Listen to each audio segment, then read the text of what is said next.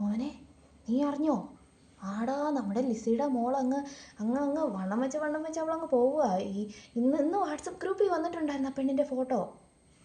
എടാ അവൾ അമേരിക്കയിലോ ഫ്രാൻസിലോ UK എവിടെയെങ്കിലും ആവട്ടെ, എന്നാലും അവൾ വണ്ണം വെച്ച് പോകുന്നത് എന്താ? ഞാൻ ഈയിടെ അവളെ വിളിച്ചപ്പോൾ ചോദിച്ചായിരുന്നേ. ചെറുക്കാ നീ കൂടുതലും മിണ്ടരുത് കേട്ടോ, മിണ്ടിപ്പോയേക്കരുത് നീ. എന്തോ ബോഡി ഷേമിങ്ങോ? ഒരു തള്ളയുടെ മോന്തയ്ക്ക് നോക്കി പറയാൻ പറ്റിയെന്ന് വർത്താനമാണോടാ നീ പറയുന്നത്? ഇത്രയും കൊല്ലം ഉണ്ടല്ലോ നിന്നെയൊക്കെ ഇങ്ങനെ വളർത്തത്. ഞാൻ ഒരു ആൺകൊച്ചിനെ ഞാൻ വളർത്തി, ഒരു പെൺകൊച്ചിനെ ഞാൻ വളർത്തി, ഇത്രയും ആക്കി നിന്നെയൊക്കെ. എന്നിട്ട് നീയൊക്കെ എന്നെ പഠിപ്പിക്കാൻ വരുന്നോ? അങ്ങനെ പറയരുത്, ഇങ്ങനെ പറയരുത്. വീട്ടിലൊരു വാക്ക് പറയാൻ പറ്റത്തില്ല, നാട്ടിലിറങ്ങിയ ഒരു വാക്ക് പറയാൻ പറ്റത്തില്ല.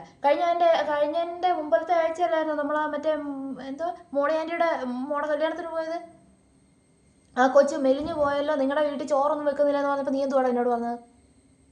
തോന്നിവാസം എൻ്റെ അടുത്ത് പറയരുത്. ആ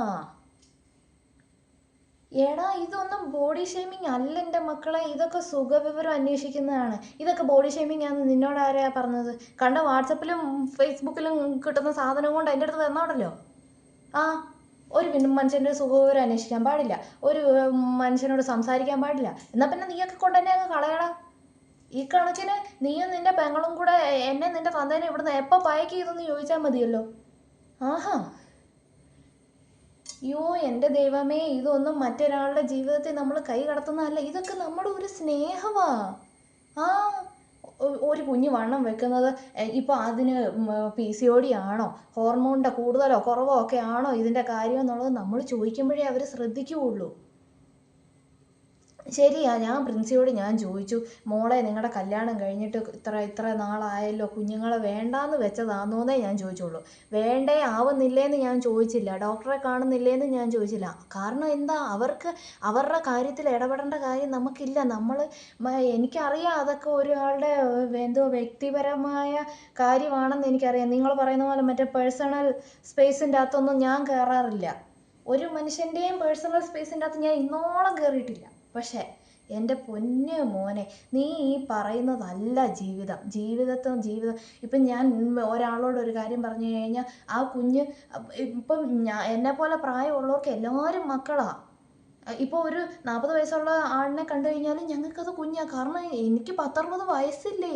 ഈ 60 വയസ്സിൽ 30 വയസ്സുള്ള ഒരാളിനെ കണ്ടു കഴിഞ്ഞാൽ അത് ഉറപ്പായിട്ടും എൻ്റെ കുഞ്ഞിൻ്റെ സ്ഥാനത്താണ് ഞാൻ കാണുന്നത്. അവൻ്റെ കൊച്ച് 10ാം ക്ലാസ്സിലാണെന്നുള്ള കാര്യം ഞാൻ അന്വേഷിക്കേണ്ട കാര്യമില്ല. ആ അതാണ്. കൊളസ്ട്രോൾ ഉണ്ടോ, ഷുഗർ ഉണ്ടോ, ഇതൊക്കെ നമ്മൾ അന്വേഷിക്കണം. ഇപ്പോൾ കൊച്ചു പിള്ളേർക്ക് വരെ ഈ ഇടയ്ക്കും കൂടെ ഞാനൊരു കൊച്ചിന് ഷുഗറിൻ്റെ മരുന്ന് പറഞ്ഞു കൊടുത്തതേ ഉള്ളൂ. നമ്മുടെ മറ്റേ എന്തുവാ പാഷൻ ഫ്രൂട്ടിൻ്റെ ഇലയും പേരയുടെ ഇലയും തൊട്ടാവാടിയുടെ ഇലയും റബ്ബറിൻ്റെ ഇലയും മുരിക്കിൻ്റെ ഇലയും എല്ലാം കൂടെ ഇട്ട് തിളപ്പിച്ച് വെള്ളം കുടിച്ചാൽ അത് ശരിയാവും എന്നുള്ള കാര്യം ഞാൻ ഈയിടെ അങ്ങോട്ട് പറഞ്ഞു കൊടുത്തതേ ഉള്ളൂ. അതുപോലെ ഉള്ളൂ ഇതും. ഡയറ്റ് നോക്കുക അല്ലെങ്കിൽ എക്സസൈസ് ചെയ്യുക, അതൊന്നും ഒരു ബോഡി ഷേമിങ് അല്ല. കുടവയറ് ചാടിയൊന്ന് ചോദിക്കുന്നത് ഇത്ര വലിയ തെറ്റാണോ?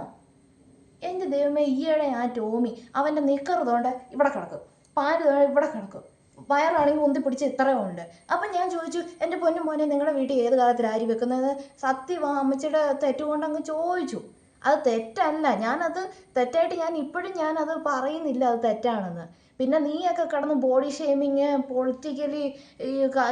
പൊളിറ്റിക്കലി ഇൻകറക്റ്റ് എന്നൊക്കെ പറഞ്ഞത് കൊണ്ട് മാത്രം ഞാനതങ്ങ് സമ്മതിച്ചു. അമ്മച്ചിയുടെ തെറ്റാ, ഞാനത് ചോദിക്കാൻ പാടില്ലായിരുന്നു, ഞാനങ്ങ് സമ്മതിക്കുന്നു. അതെന്തുകൊണ്ടാണ് ചോദിച്ചത്? അവൻ ഇത്ര പ്രായമല്ലേ ഉള്ളൂ, അവൻ്റെ കുടവയറ് എന്തുവാന്ന് നമുക്കറിയണ്ടേ? ഇപ്പം എന്തെങ്കിലും ബുദ്ധിമുട്ടുണ്ടെങ്കിൽ അവൻ ഡോക്ടറെ കാണണമെങ്കിൽ നമ്മൾ ചോദിച്ചാലേ അതൊക്കെ മനസ്സിലാവുകയുള്ളൂ. ഇതിന് മാത്രം തെറ്റല്ല അതൊരു ബോഡി ഷേമിങ് ആയിട്ട് ഞാൻ സമ്മതിക്കത്തില്ല. ഞങ്ങളുടെയൊക്കെ കാലത്ത് നീ ഈ പറയുന്നതൊക്കെ ബോഡി ഷേമിങ് എന്ന് പറഞ്ഞു കഴിഞ്ഞാൽ ഉണ്ടല്ലോ, സുഖവിവരം അന്വേഷിക്കലെന്നാണ് അതിനൊക്കെ പറയുന്നത്. സുഖവിവരം അന്വേഷിക്കൽ.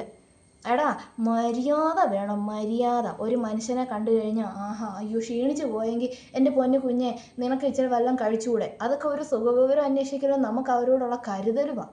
ഞങ്ങളുടെയൊക്കെ കാലത്ത് നീയൊക്കെ പറയുന്ന വാക്കുകൾ പോലും ഇല്ല. നിനക്കൊക്കെ വായി തോന്നുന്ന എന്തെങ്കിലുമൊക്കെ അങ്ങ് വിളിച്ച് പറഞ്ഞാൽ മതിയല്ലോ. കുറച്ചുകൂടെ കഴിയുമ്പോൾ ഉണ്ടല്ലോ നീയൊക്കെ എന്തുവാ ചെയ്യാൻ പോകുന്നത് അറിയാവോ? നീയും നിൻ്റെ പെങ്ങളും കൂടെ എന്നെയും എൻ്റെ കെട്ടിയോനെ ഇവിടെ നിന്ന് അങ്ങ് പയക്ക് ചെയ്യും. വിദ്യാഭ്യാസം ആയി കഴിഞ്ഞപ്പോഴത്തേന് തന്തയും തള്ളയും പറയുന്നത് മൊത്തം അങ്ങ് തെറ്റാ. ഒരു മനുഷ്യനോട് മിണ്ടാൻ പാടില്ല, സംസാരിക്കാൻ പാടില്ല, ഇതൊക്കെ എന്തുവാ? കുടവയറ് ചാടിയ കാര്യം പറഞ്ഞാൽ, അല്ലെങ്കിൽ ഒരു മനുഷ്യൻ മെലിഞ്ഞു പോയത്, ആ കൊച്ചു മെലിഞ്ഞു പോയത് എന്തുവാന്നുള്ളത് അന്വേഷിക്കണ്ടേ? അതൊക്കെ ഒരു മര്യാദയാണ് എൻ്റെ പൊന്നു കുഞ്ഞെ. മര്യാദ കേട്ട് ജീവിതം ജീവിക്കാൻ ഞാൻ സമ്മതിക്കത്തില്ല. നീയും അതൊക്കെ ചോദിക്കണം. ഒരു മനുഷ്യനെ കാണുമ്പോഴത്തേന് നിനക്ക് അറിയാവുന്ന ആളാണെങ്കിൽ ഒന്ന് ചിരിച്ചേച്ച് ചോദിക്കണം. അല്ലെങ്കിൽ രണ്ട് വർത്താനം പറഞ്ഞേച്ച് ചോദിക്കുന്നതിന് കുഴപ്പമൊന്നുമില്ല. ഇച്ചിരിയൊക്കെ ഒന്ന് സംസാരിക്കും. മനുഷ്യരുമായിട്ട് സംസാരിക്കുന്നതിന് കുഴപ്പമില്ല. അതൊരു ബോഡി ഷേമിങ് അല്ല. വണ്ണം വെച്ചോ വണ്ണം കുറഞ്ഞോ ഇതൊക്കെ ഒരു ബോഡി ഷേമിങ് ആണെന്ന് നിന്നോട് ആരാ പറഞ്ഞേ?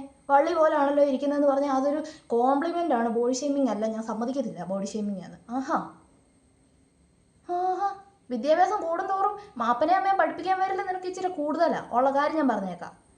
കൂടുതൽ വിളച്ചിലെടുത്താൽ ഈ ചട്ടുകം നിൻ്റെ മേത്തിരിക്കും, ഞാൻ പറഞ്ഞേക്കാം. ചൂടാക്കി പഴുപ്പിച്ച് ഞാൻ അങ്ങോട്ട് വെക്കും.